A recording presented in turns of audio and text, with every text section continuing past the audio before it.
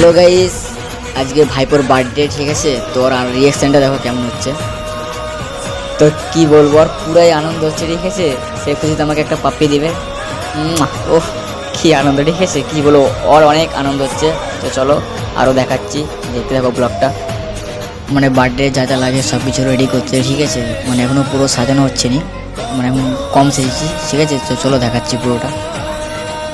Already সাজানো complete, তো আমাকে হেভি লাগছে, ঠিক আছে। তো আরও দেখাচ্ছি। তো ওর থেকে আমার বেশি আনন্দ হচ্ছে, ঠিক আছে, কি বলবো, অনেক ভালো লাগছে, কারণ ভাইপো বলে কথা, আমার হেভি লাগছে।